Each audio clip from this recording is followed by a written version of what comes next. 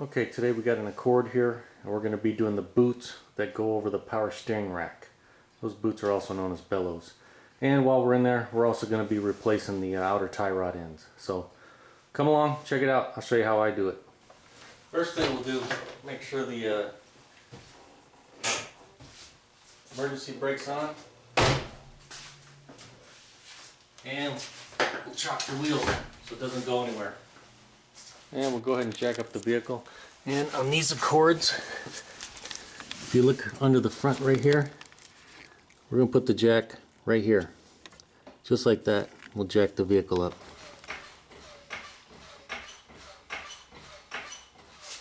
And I'll show you where to put the jack stands from the front of the vehicle right here.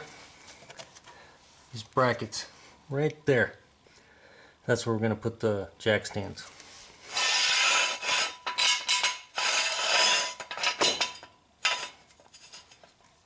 Just like that.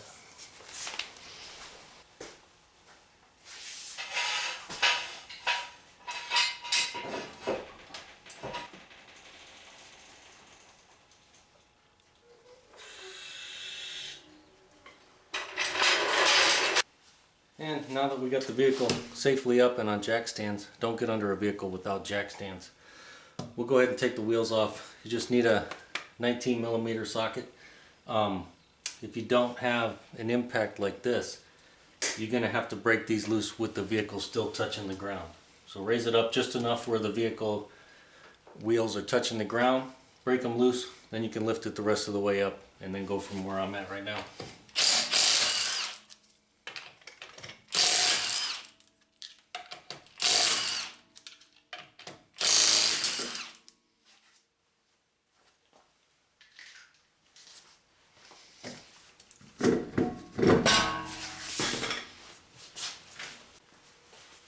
And we'll leave the wheel straight ahead. That way there's an equal amount of pressure on the boots when we put them back in. And let me take you in here.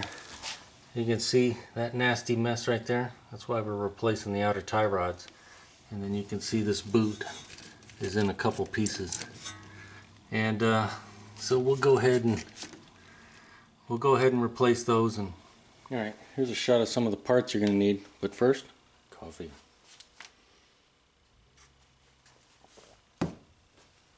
Alright, you're going to need a couple of boots.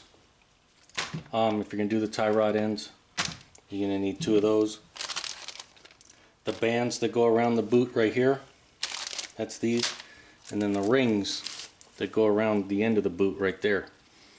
If you can't reuse yours, you'd probably be able to reuse the rings and the bands, but in case you don't, I'll give you the part numbers. Alright, here's a shot of some of the things I'm going to be using today.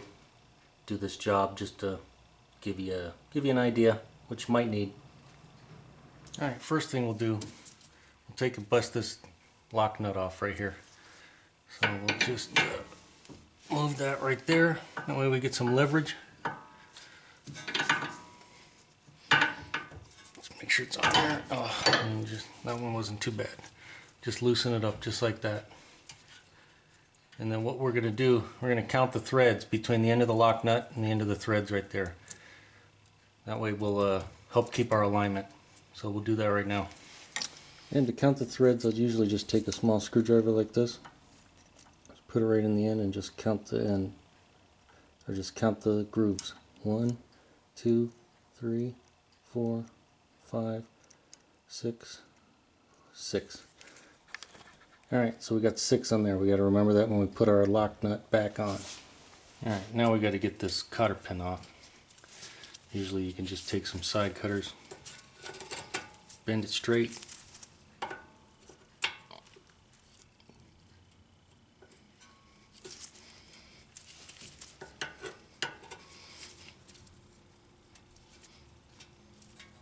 and then pull it through.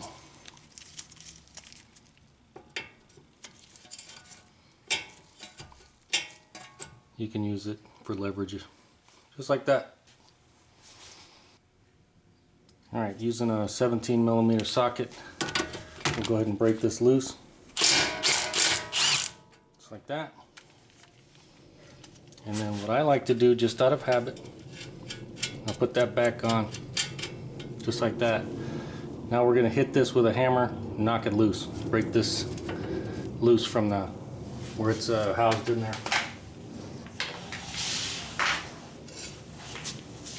And if you're hitting on something, grinding on something, safety glasses. Your eyes will thank you.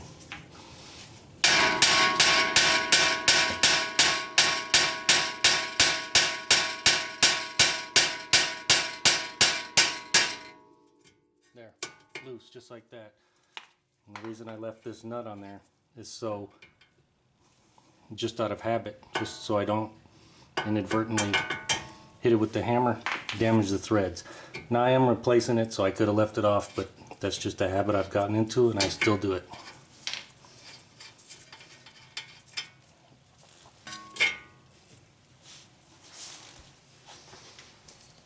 Alright, you can see when you start banging on stuff, you start making a mess. So I'm going to vacuum that up because we're going to have to lay on the floor. And I'm going to change my gloves, drink a little bit of coffee, we'll be right back and we'll continue. Alright, now to help keep our alignment when we put it back, we will count how many turns it takes to get this off. 1, 2, 3, 17, 18, 19 turns. And we'll go ahead and remove the lock nut. Just twist it off.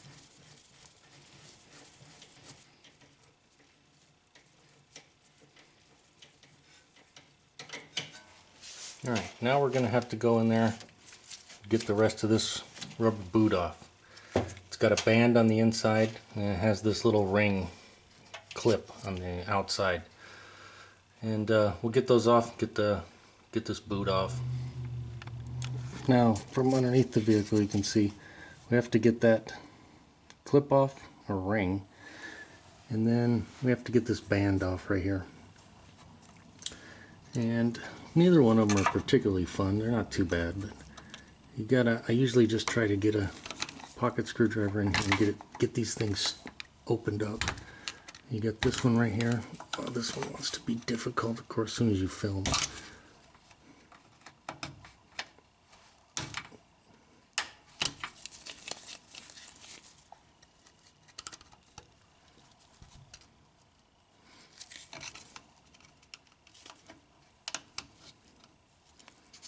So you see, open that one up, and then there's another one, if I can show you, right there.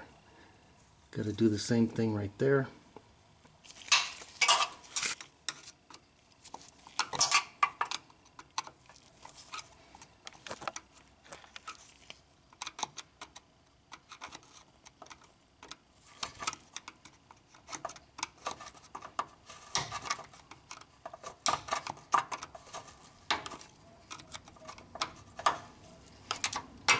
This is not easy with you guys in the way.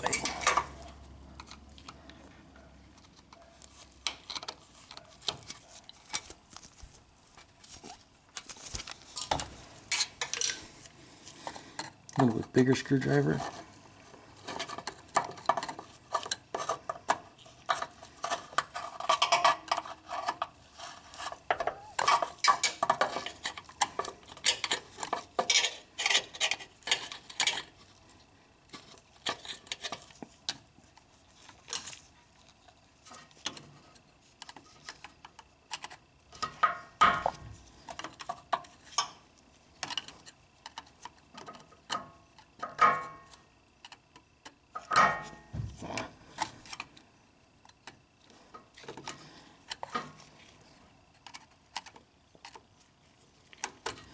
I can usually do this pretty quick, but with this camera right in my face, it's not easy to do.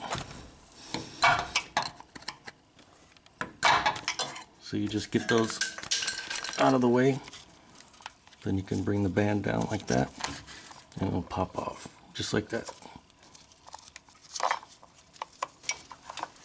Now for this ring right here, I usually try to get it started with a small little screwdriver.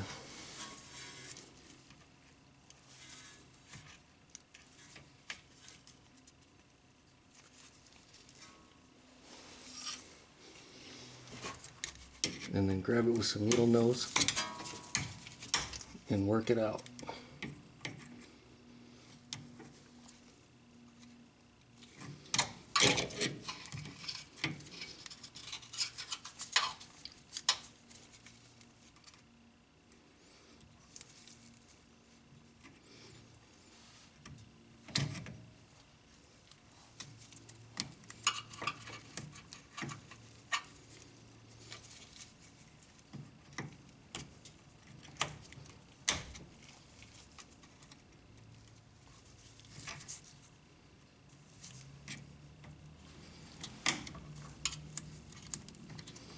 Come on, you son of a gun. Sometimes they cooperate, sometimes not so much. There, just like that. And then a lot of times these suckers are stuck on there. I just take a razor blade and gently, without cutting myself, slice it off.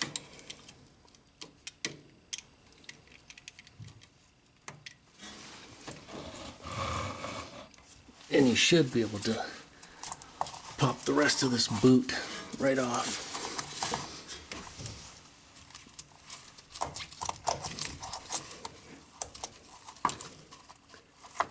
And then once you get it moving, you have to pop this little hose off.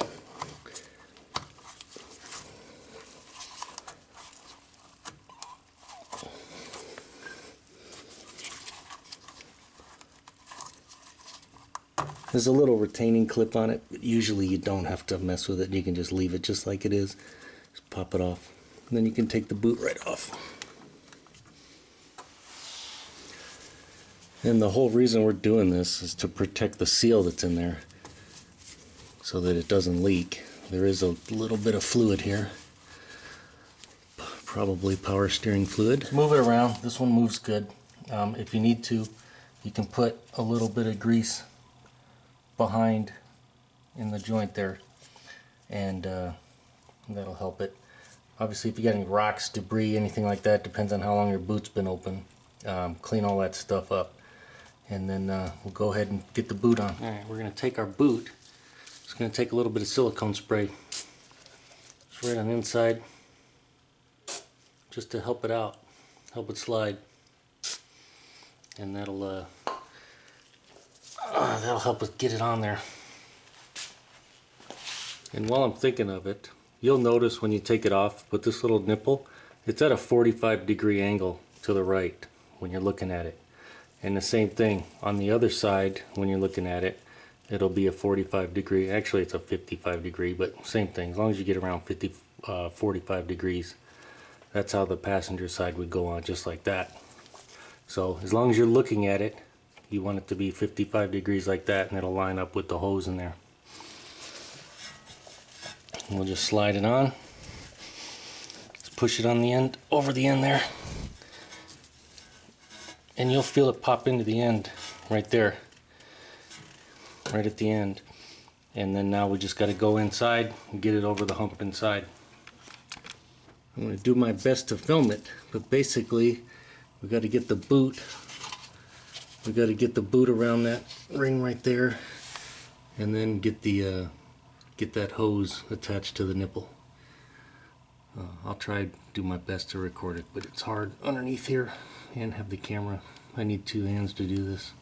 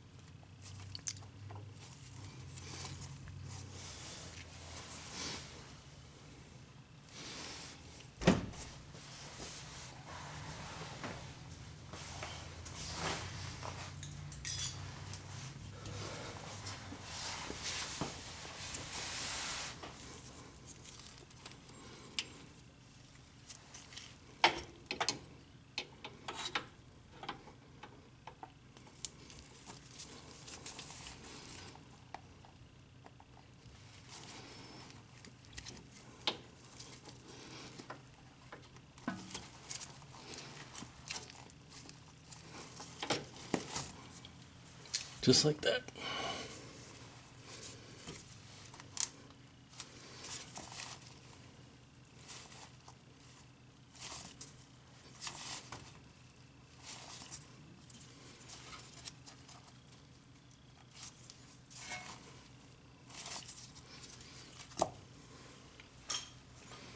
And we'll use our new band. If you didn't damage the old one, you'd probably be alright using it. Honda recommends you replace it.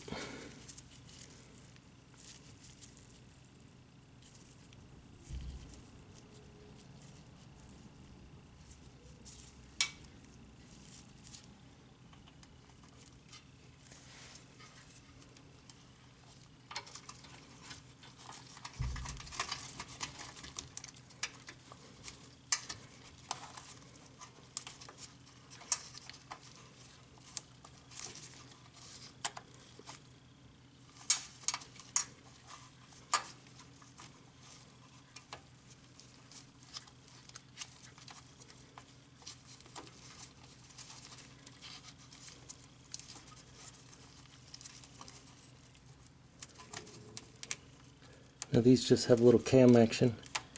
You gotta make sure it's all the way in the groove, then get it right on that little lip right there.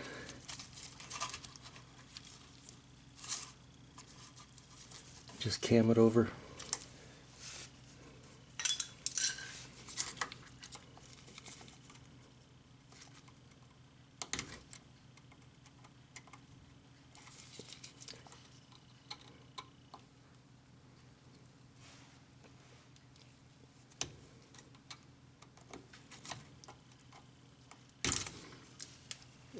I screwed myself. I need to move it over just a little bit.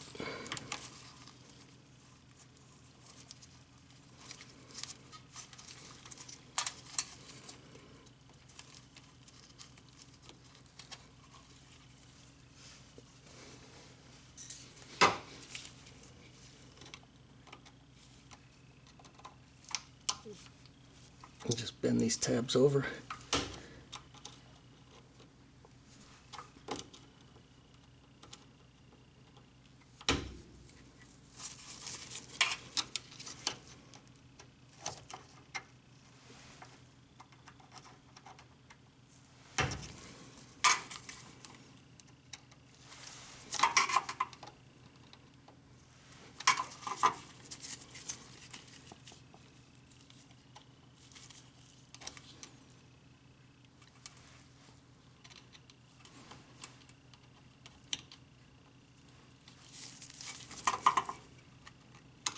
Take your time.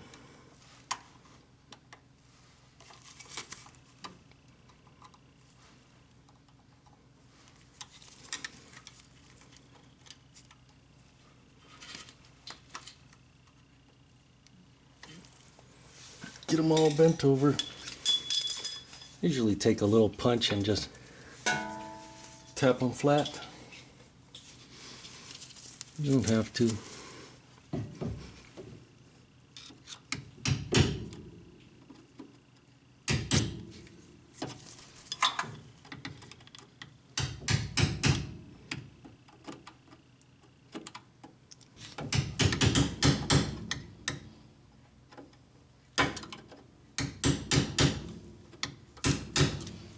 Get it flat, it ain't going anywhere. There, that's good. If you can't twist the boot, you're good. Alright, so what I do for these little rings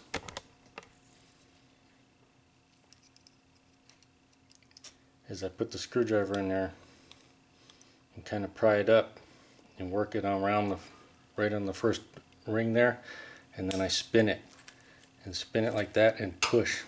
And usually you can pop it on that way. You kind of just almost like screwing it on.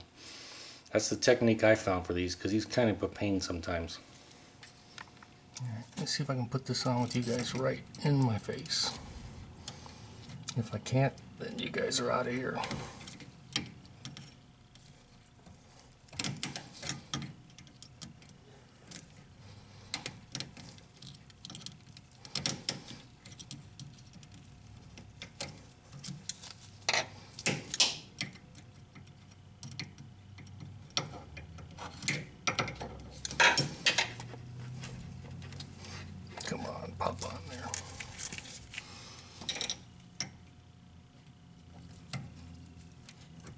Patience, takes patience. There you go, that's how I do it. Probably other techniques, but that's how I learned to do it. Alright, we'll put our lock nut back on. Try to get it close to around 6 threads to the end. Whoops. Let's see, 1, 2, 3, 4, 5, 6.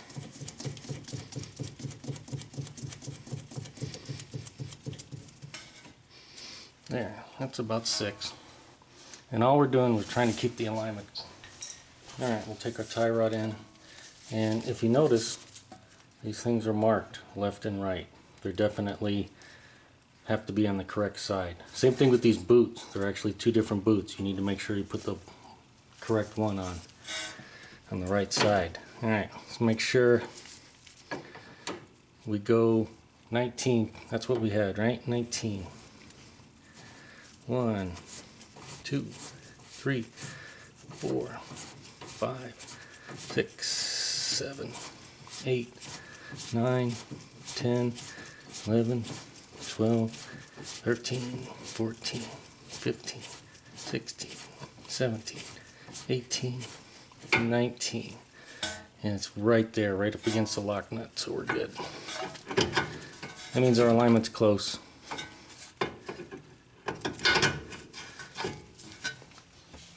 Alright, we'll just get it set in there. Get our castle nut put back on.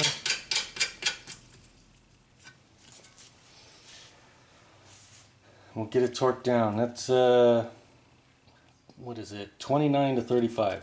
You got to get that tightened down. 29 to 35. So you're supposed to go to 29 and then just tighten it enough to where you can finish getting your cotter pin in there. Alright, we'll just tack it down.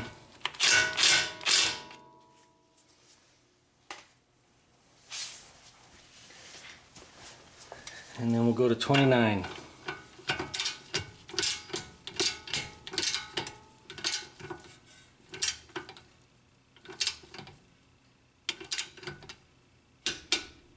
There's 29. Now all we need to do is tighten it far enough to get the cotter pin through there. And using a new cotter pin, recommended to use a new cotter pin. Get that slid into place.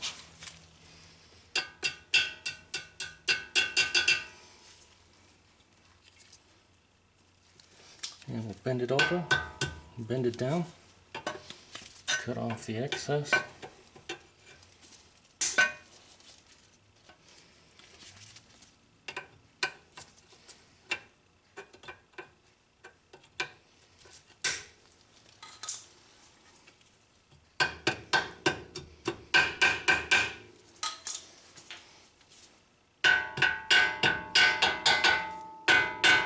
Just like that.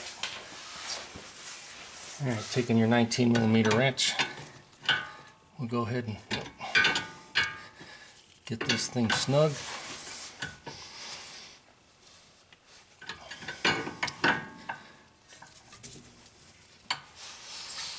That's good, just need it snug. That's it. And there's a completed shot, what it looks like when it's all done. And here's the passenger side, or the right side of the vehicle. It's the same thing, it's just a mirror image. Just make sure to use the correct parts. The boot and the tie rod end are different on each side, so just make sure you get them correct. Alright, let's get the rims back on this thing.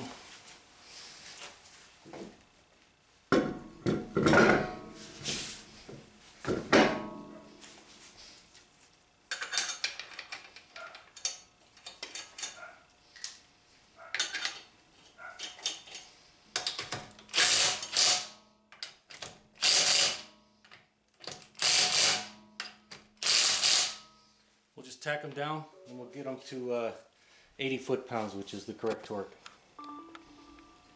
We'll go ahead and jack it back up, pull our jack stands.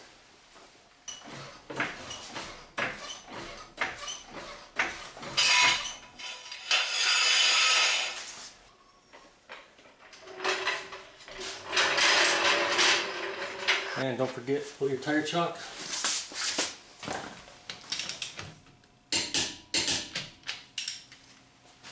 This vehicle is going to go right to the alignment shop so it can get back in line. I highly recommend you get an alignment after doing something like this, because your alignment will be off. Even counting and doing all the turns and everything, the alignment's still going to be off.